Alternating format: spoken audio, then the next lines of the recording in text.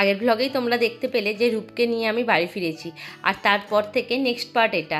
রূপকে নিয়ে বাড়ি ফেরার পর ওকে একটু টিফিন খাইয়ে দিয়ে তারপর যাচ্ছিলাম বাড়িতে, তার কারণ চমকটা ওখানেই। আর দেখো বিকালবেলা নদীর ধার কত লোকজন বসে হাওয়া খাচ্ছে।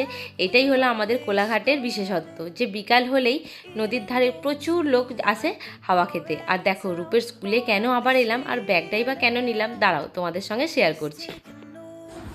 এই যে মায়ের বাড়ি এসে গেছি, এবার রেডি সেডি হব একটু হালকা, মানে যাই হোক তারপরে তো চলে এলাম। ওই যে আবার স্কুলে ঢুকতে হলো, ও ব্যাগ ফেলে রেখে চলে এসেছিলো, মানে সে আর এক বিপত্তি। আবার আসার পথে ব্যাগটা নিয়ে এলাম, ভাই আমাদেরকে নামিয়ে দিয়ে ব্যাগ নিয়ে বাড়ি চলে গেছে। এবার এই যে রূপ বসে আছে, আমরা রেডি হই একটু, মানে ড্রেস পরে এসে একটু সাজুগুজু করবো, তারপর দিদির বাড়ি যাব। ওখানে দিদির ছেলের আজকে জন্মদিন, মানে কালকে জন্মদিনটা গেছে, আজকে দিদি সেলিব্রেট করছে। এই যে রূপ এখানে বসে বসে গেম খেলছে, ও এলে ওটাই করে, ওর আর কি কাজ। চলো রেডি হই।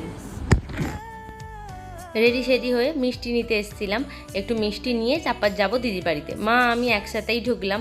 আর প্রথমে এসেই দেখো তোমাদেরকে আমি ডিনারের মেনুটা শেয়ার করছি।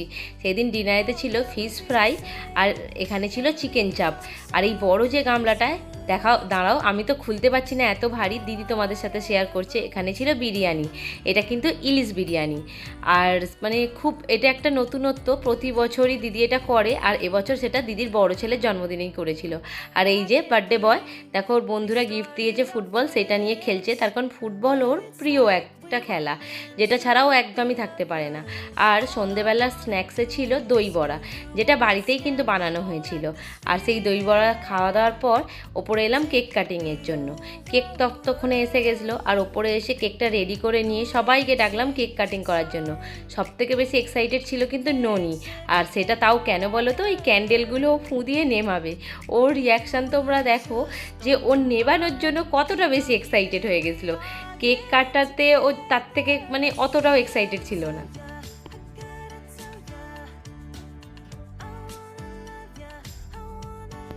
তারপর এই যে তিন ভাই এখানে দাঁড়িয়ে পড়েছে, একসাথে কেক কাটবে। কেক কাটা মানে কেক কাটতে ননি তো পারবে না, তাই আরও দু ভাই মিলে ওকে কেক কাটতে হেল্প করবে। আর রূপ সবার আগে মোমবাতিগুলো নিভিয়ে দিল, তার কারণ দাদা ভাই ভুলে গেছে তো কী হয়েছে, ও সেটা মনে করিয়ে দিল।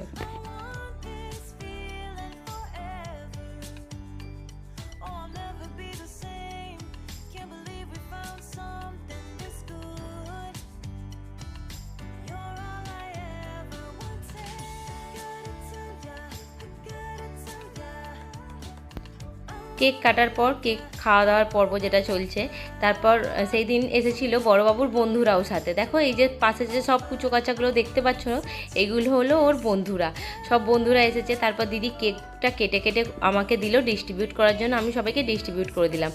আর তারপর প্রথম ব্যাচে বসে গেছিলো বাবুর সব বন্ধুরা একসাথে খেতে, বাবু ওদের সাথে বসে গেছিলো।